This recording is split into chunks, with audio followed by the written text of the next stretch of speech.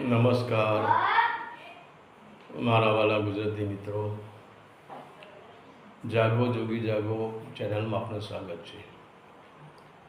તો આજે આપણે ગુરુ અષ્ટવક્ર વિશે ચર્ચા કરીશું. તો અષ્ટવક્ર કહે છે કે ગુરુ, શિષ્ય અને શબ્દ આ બધું જ માયા રૂપ છે. તો હવે ગુરુ કેવી રીતે માયા કહેવાય? ગુરુને તો આપણે પૂજીએ છીએ, ગુરુને મહાન ગણીએ છીએ. તો અષ્ટવક્ર ગુરુને માયા કેમ કહે છે? અને શબ્દથી તો તમે જુઓ, વેદ, વેદાંત, ઉપનિષદોની રચના થઈ છે. તો પછી શબ્દ પણ માયા કેવી રીતે છે? અને શિષ્ય તો પોતે તરવા માટે જાય છે ગુરુ પાસે, તો શિષ્ય પણ માયા કેવી રીતે છે? તો હવે અષ્ટવક્રની જે નજર છે એ બહુ લાંબી નજર છે. તો આપણે ટૂંકી નજરે જોઈએ છીએ એટલે આપણને ગુરુનું જે શરીર હોય એ સત્ય લાગે છે. પણ જ્યારે અષ્ટવક્રની દૃષ્ટિથી આપણે જોઈએ તો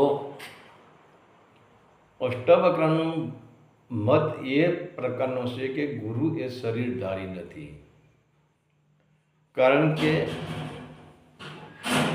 જ્યારે પરમ તત્વ એક હતું, પરમાત્મા સ્વયં એક જ હતા, ત્યારે માયા ન હતી. અને પરમાત્માના મહાસંકલ્પ શક્તિથી જે શક્તિ ઉત્પન્ન થઈ એ જેને આપણે અષ્ટાંગી દેવી કહીએ છીએ. કારણ કે એ અષ્ટાંગી દેવીના 5 તત્વ અને 3 ગુણ આ અષ્ટાંગી દેવીનું શરીર છે. એટલે આપણે એને અષ્ટાંગી દેવી કહીએ છીએ અને એને જ આપણે માયા કહીએ છીએ. હવે એ અષ્ટાંગી દેવીમાંથી 5 તત્વો ઉત્પન્ન થયા અને 3 ગુણ ઉત્પન્ન થયા. હવે જ્યાં સુધી 5 તત્વ પણ નહોતા અને 3 ગુણ નહોતા, એ ટાઈમે કોઈ શરીર નહોતું, કોઈ શબ્દ નહોતો, કોઈ ગુરુ નહોતો, કોઈ ચેલા નહોતા. ત્યારે સ્વયં પરમાત્મા એક જ હતો. અને અષ્ટાંગી દેવીથી જ માયાની શરૂઆત થાય છે. એટલે આપણે જગત ઉપર જે જોઈ રહ્યા છીએ, જે આપણે પૂરા અસ્તિત્વને જોઈ રહ્યા છીએ, જે આપણે પૂરા જગતને જોઈ રહ્યા છીએ, એ બધું જ એ અષ્ટાંગી દેવીના અંદરથી જ પ્રગટ થયેલું છે. એટલે અષ્ટાંગી દેવી સ્વયં પોતે જ માયાનું સ્વરૂપ છે. અને માયા અંદરથી જે બધું પ્રગટ થયેલું હોય, પછી શરીર હોય કે વનસ્પતિ હોય કે શબ્દ હોય. કારણ કે શું, પહેલાં કોઈ શબ્દ જ નહોતો. જ્યારે માયાની ઉત્પત્તિ થઈ નથી ત્યારે કોઈ પ્રકારનો શબ્દ જ નહોતો, શૂન્ય જ હતું. અને એ શૂન્યમાંથી સર્જન થયું છે. એ શૂન્યમાંથી અષ્ટાંગી દેવી પ્રગટ થઈ છે. અને એમાંથી પછી આજે આપણે હિન્દી ગણીએ, સંસ્કૃત ગણીએ, જે ગુજરાતી ગણીએ કે બીજી કોઈ ભાષા ગણીએ, એ બધી ભાષાઓના શબ્દ અષ્ટાંગી દેવીમાંથી જ પ્રગટ થયા છે. એટલે કે માયામાંથી જ પ્રગટ થયા છે. તો એ શબ્દ પણ માયા છે. બીજા નંબરે અષ્ટાંગી દેવીના અંદરથી, જે માયાના અંદરથી 5 તત્વ પ્રગટ થયા છે. અને 5 તત્વથી જે શરીર પ્રગટ થયું છે, જે વનસ્પતિ પ્રગટ થઈ છે, જે સંસાર પ્રગટ થયો છે, જે જગત પ્રગટ થયું છે, અને એમાં પણ અંડજ, સ્વેદજ, ઉદ્બીજ અને ઓરજ, એમાં પણ 4 ભાગ પડ્યા છે. તો એક હિસ્સામાં અંડજમાં, એટલે કે અંડજમાં 21 કરોડ 21 લાખ જીવ હોય છે. બીજામાં 21 લાખ હોય છે, તો 42 લાખ. અને આ 4 યોનિના થઈને 184 યોનિ આપણે જેને કહીએ છીએ, એ 184 યોનિમાં તમારું કોઈ પણ પ્રકારનું તમે દેહ ધારણ કર્યો હોય તો એ તમારો દેહ પણ એક માયા છે. પછી એ પશુ પંખીનો દેહ હોય, પ્રાણીનો દેહ હોય કે પછી મનુષ્યનું શરીર હોય, તો શરીર એક માયા છે. કે શરીર માયામાંથી શરીર ઉત્પન્ન થયું છે. એટલે જ અષ્ટવક્ર શરીરને પણ માયામાં જ ગણાવી લે છે. અને આપણે જે આ શબ્દ બોલી રહ્યા છીએ અને શબ્દ જે આપણે સાંભળી રહ્યા છીએ, એ પણ પહેલાં અષ્ટાંગી દેવી જ્યારે માયાનું મંડળ રચાણું, ત્યાર પછી શબ્દની શોધ થઈ છે, ત્યાર પછી શબ્દો પ્રગટ થયા છે. તો પહેલાં કોઈ પણ શબ્દ નહોતો, એટલે અષ્ટવક્રાજી શબ્દને પણ માયા કહે છે અને શરીરને પણ માયા કહે છે. તો પછી હવે અષ્ટવક્રાનું જ્ઞાન એવું છે કે એક જ કેન્દ્ર છે, ક્યાંય ભટકવાનું નહીં. એ આપણને સીધી યાત્રા કરાવે છે અને એ પણ એમ કહે છે કે માયાથી પર કેવી રીતે નીકળવું. અને માયાથી પર નીકળી શકાતું નથી, છતાં માયાથી પર આપણે નીકળી શકવાના નથી, કારણ કે આપણું જીવન જીવવાનું છે. આપણો જ્યારે જન્મ થયો તે આપણા મૃત્યુ સુધી આપણે માયાની અંદર રહેવાનું છે. તો જે આપણે ભોજન કરીએ છીએ એ પણ માયા છે, આપણે શ્વાસ લઈએ એ પણ માયા છે, આપણે જે પાણી પીએ એ પણ માયા છે, આપણે જે શરીરથી 5 જ્ઞાનેન્દ્રિયોથી અને 5 કર્મેન્દ્રિયોથી અને 4 અંતકરણથી આપણે જે કર્મ કરી રહ્યા છીએ એ પણ માયા છે, આપણે બોલી રહ્યા છીએ એ પણ માયા છે. તો આપણે 5 તત્વના આધારે તો આપણું જીવન ચાલી રહ્યું છે. તો 5 તત્વના આધારે એ માયા જ છે. તો હવે આપણે આપણું શરીર છે એને આપણે લાખ કોશિશ કરીએ અને જો આપણે માયાને છોડી દઈએ તો પછી આપણું જીવન અશક્ય બની જાય છે. ધારો કે તમે પાણી પીવાનું છોડી દીધું તો શું થશે? ધારો કે તમે અનાજ ખાવાનું છોડી દીધું તો શું થશે? ધારો કે તમે શ્વાસ લેવાનું છોડી દીધું તો શું થશે? ધારો કે તમે બોલવાનું છોડી દીધું તો શું થશે? તો માયામાંથી બહાર નીકળી શકાતું જ નથી. પણ છતાંય અષ્ટવક્ર શું કહે છે કે માયામાં રહેવા છતાં પણ માયાથી પર આપણે થઈ જવાનું છે. તો હવે એ કેવી રીતે થવાનું છે? તો અષ્ટવક્ર આપણને બહારની યાત્રા નથી કરાવતા, અષ્ટવક્ર આપણને અંદરની યાત્રા કરાવે છે. અને અષ્ટવક્રનું કહેવું એવું છે કે આ 5 તત્વના 5 મજલા છે, 5 માળ છે, અને જે 6ઠ્ઠો માળ છે એ માયાનો માળ છે. કે 6ઠ્ઠા માળથી જેના કિરણો, જેમ આપણે 6ઠ્ઠા માળથી બેટરી ચાલુ કરીએ તો ત્યાં બેટરીનું એક જ બિંદુ હોય છે 6ઠ્ઠા માળે, પણ એ બેટરીનો પ્રકાશ જ્યારે ધીરે ધીરે નીચો આવે છે અને જ્યારે પહેલા માળે આવે છે એટલે એ પ્રકાશ ફેલાઈ જાય છે. તો એવી જ રીતે આ માયાનું બિંદુ એક જ છે. તો પછી એ બિંદુ, તો જ્યારે એને આપણે કહીએ છીએ કે જેને આપણે વિશુદ્ધિ ચક્ર કહીએ છીએ, અને વિશુદ્ધિ ચક્ર ત્યાં અષ્ટાંગી દેવીનું એટલે કે વિશુદ્ધિ ચક્ર એ જ માયાનું ઉત્પત્તિ સ્થાન છે. તો હવે માયામાં રહીને માયાથી પર થવાનું અષ્ટવક્ર કહે છે. તો હવે માયામાંથી રહીને માયાના પર આપણે કેવી રીતે થઈ શકીએ? તો અન્ન પાણી તો છોડવાના નથી, શ્વાસ પણ આપણે છોડવાના નથી, આપણે બીજી કોઈ શબ્દ કે બોલવાની પ્રક્રિયા આપણે છોડવાની નથી.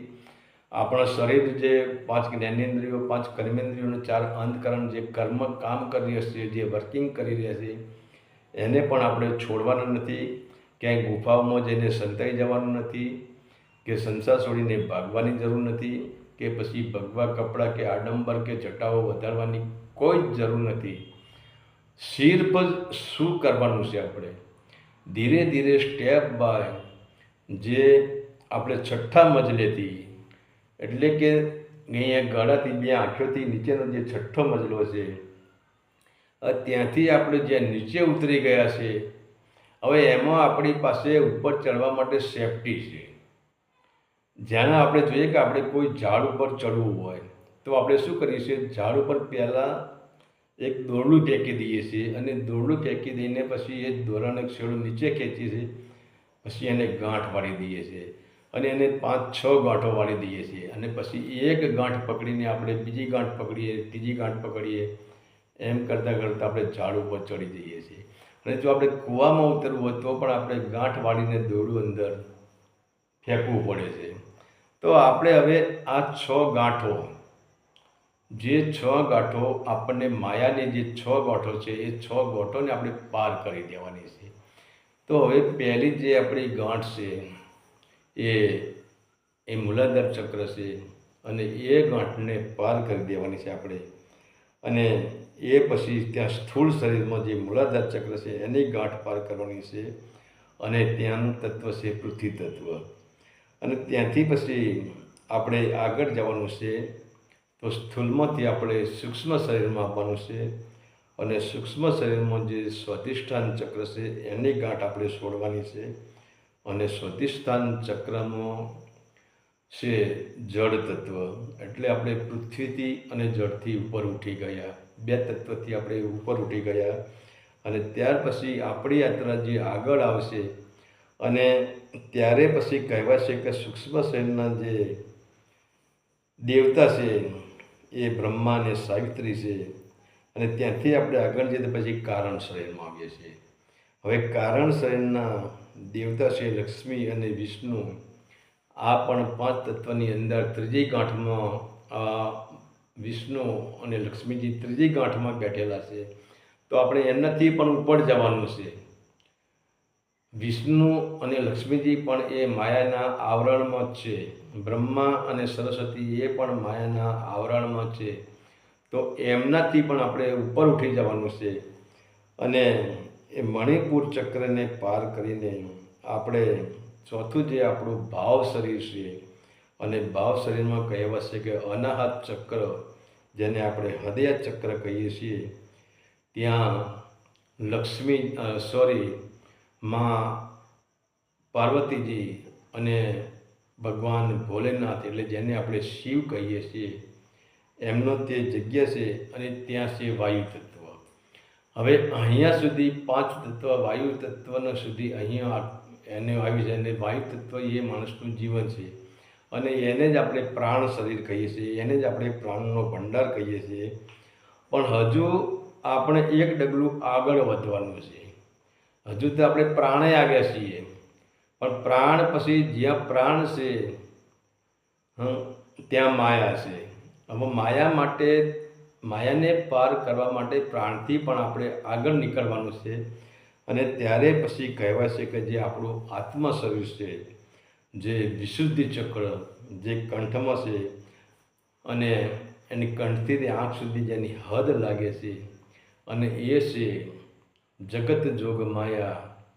અને જેને આપણે અષ્ટાંગી દેવી કહીએ છીએ, એ અષ્ટાંગી દેવીનો એરિયા એટલે માયાનો એરિયા. તો માયા આટલા સુધી લાગવું પડે છે. હવે વિચાર કરો કે જ્યાં સુધી આપણે એક નક્કી કરીએ કે માણસનો છેલ્લો એન્ડ, જ્યારે માણસની આંખોના પલકારા મારતું ને તો આપણે કહી શકીએ કે માણસ હજુ મરી ગયો નથી. માણસ હજુ પિંડમાં જ છે, બ્રહ્માંડમાં ગયો નથી. પણ જ્યારે બે આંખોની આ પાંપણો છે, આ ધજાઓ છે, આ ધજાઓ જ્યારે ફરકતી બંધ થઈ જાય અને બંને આંખો સ્થિર થઈ જાય, અને તમે આંખ આમ ઊંચી કરીને પહોળી કરીને જુઓ તો એની આંખ સ્થિર થયેલી હોય, ત્યારે આપણે કહ્યું હવે એની આંખ જતી રહી. તો આંખ સુધી અષ્ટાંગી દેવીનું એરિયા છે, કે આંખ સુધી માયાનો એરિયા છે. તો હવે આપણે યાત્રા કરીએ, એક ગાંઠ પકડીને આપણે ઉપર ચડવાનું છે. આમાં બીજું કંઈ જ કરવાનું નથી. માયા સાથે લડવાનું નથી, માયાથી આડંબર કરવાના નથી, માયાથી જગત છોડીને ભાગવાનું નથી, અને માયાનો વિરોધ પણ કરવાનો નથી. કારણ કે માયા સાથે લડી તો આપણે તો હારી જ જવાના છીએ. કે શરીર પોતે જ માયાથી બનેલું છે. તો શરીર તો માયા વિના ચાલવાનું નથી. શરીરને માયાની જરૂર છે, અને માયાને શરીરને જરૂર છે. બંને એકમેક છે, એના સિવાય ચાલવાનું નથી. તો કહેવાશે કે જ્યારે આપણે અષ્ટાંગી દેવી, એટલે જ્યારે કહેવાય છે કે જ્યારે વિશુદ્ધિ ચક્ર, જ્યારે આત્મ શરીર, ત્યાં સુધી આપણે આવીએ છીએ, ત્યાં સુધી આપણે માયાની અંદર જ છીએ. અને કોઈ પણ જગતના ગુરુ હોય, કોઈ પણ આપણા ગુરુ હોય, પણ એ ગુરુ અષ્ટવક્ર કહે છે કે એ ગુરુ જ્યાં સુધી આ વિશુદ્ધિ ચક્ર સુધી જેને યાત્રા કરી નથી, એ ભલે ગુરુ હોય, ભલે સંત હોય, ભલે જ્ઞાની હોય, ભલે પછી એ શાસ્ત્રાર્થ કરતો હોય, ભલે એ મોટા મોટા સત્સંગ કરતો હોય, પણ એ જે બોલી રહ્યા છે, એ શબ્દ બોલી રહ્યા છે, એ દરેક વસ્તુ માયા જ છે. અને આનાથી ઉપર જ્યારે ઉઠીએ ત્યારે તમામ પ્રકારના દેહ બંધન છૂટી જાય છે, તમામ પ્રકારના શબ્દો છૂટી જાય છે. અને અહીંયા આવે છે શૂન્યાવકાશ. અને અહીંયા સુધી બેપણું પડેલું છે. અને જ્યાં સુધી બેપણું પડેલું છે ત્યાં સુધી માયા છે. પણ ત્યાંથી આપણે માયામાં રહીને પણ માયાથી પર જવા માટે આ 6 ગાંઠોને પકડીને આપણે ધીરે ધીરે ઉપર ચડવું પડે છે. અને ત્યારે પછી કહે છે કે 7મી જે ગાંઠ આવે છે જેને આપણે બ્રહ્મ શરીર કહીએ છીએ. અને એ બ્રહ્મ શરીરમાં દાખલ થતાં નીચેના તમામ પ્રકારના માયાના આવરણો હટી જાય છે. અને ત્યાં આપણે પછી આજ્ઞાચક્રમાં આપણે સ્થિર થઈ જઈએ છીએ. અને આજ્ઞાચક્રમાં સ્થિર થયા પછી નીચેની માયામાં રહેવા છતાં જેમ કમળ જળમાં રહે છે પણ જળથી એ લુપ્ત થતું નથી, એમ પછી આપણી સુરતા ભલે સંસારમાં તો શરીર છે, શરીર સંસારમાં જન્મ લીધો છે તો શરીર તો સંસારના કર્મ કરવાનું જ છે, પરંતુ જે આપણી સુરતા છે એ પછી કોઈ પણ પ્રકારના માયાના આવરણમાં બંધાતી નથી. અને જ્યાં સુધી આપણે આજ્ઞાચક્રમાં સ્થિર થતા નથી ત્યાં સુધી ભલે ગુરુ શિષ્ય શબ્દ વેદ ઉપનિષદ હોય કે એ આ બધા શું વેદ ઉપનિષદ કે જે હોય ગ્રંથો એ બધા આપણને ઈશારો કરે છે. શબ્દ બ્રહ્મ નથી, શબ્દમાં ઈશારો છુપાયેલો છે. આપણે ઈશારા પકડીએ એટલે કે ઈશારો એટલે ગાંઠ, એ ગાંઠ પકડીને આપણે ઉપર ચડવાનું છે. અને જ્યાં સુધી આપણે ગાંઠ પકડીને ઉપર નહીં ચડીએ તો આપણે ગમે એટલા મહાન સંત થઈ જઈશું, મહાન સાધુ થઈ જઈશું, મહાન ઋષિ થઈ જઈશું, મહાન ગુરુજી થઈ જઈશું, તો પણ આપણે માયાની અંદર જ રમી રહેલા છીએ. હરિ ઓમ તત્સત. આદેશના પ્રણામ.